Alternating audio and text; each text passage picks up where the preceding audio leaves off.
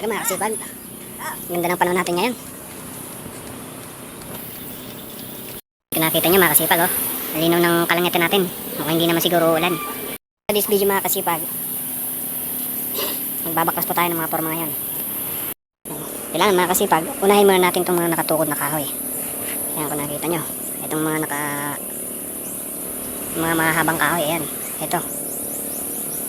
Pagkatapos, isunod natin itong mga brace ng ano, bago po natin isunod yung pinaka-forma.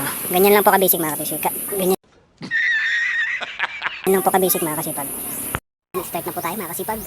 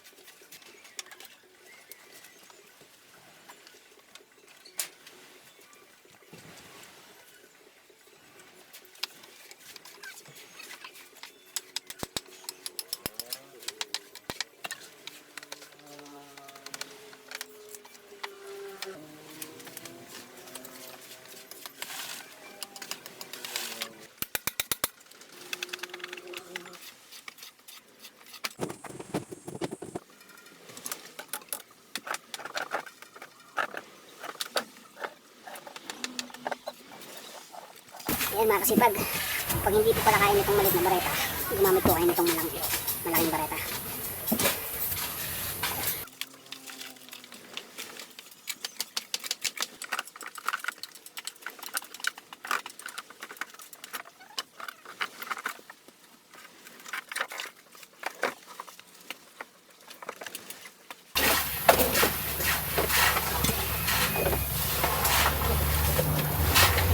Mga kasipag, basic lang.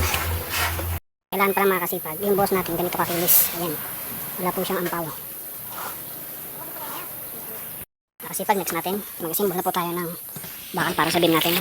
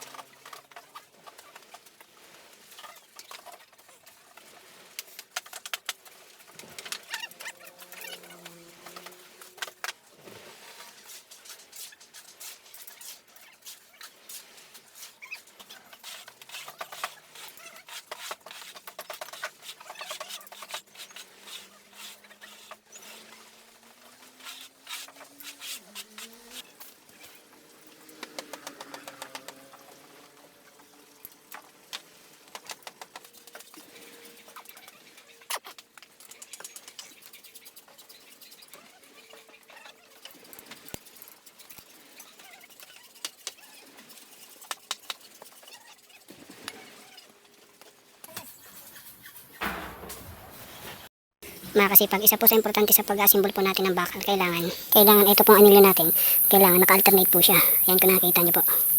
Ayan, naka-alternate po siya. Lalo na't kung poste po yung i-asimbolin po natin, kailangan naka-alternate po yung anilyo po natin. Ayan, siya nga pala yung forma namin mga kasipag. Sa may mga balak po magpagawa ng bahay dyan, all around po siya. Marunong po siya gumawa ng plano, kaya hindi nyo na po kailangan gumawa ng architect. Free estimate po siya mga kasipag. Comment na po kayo sa ating comment section mga kasipag para po sa ating transaksyon.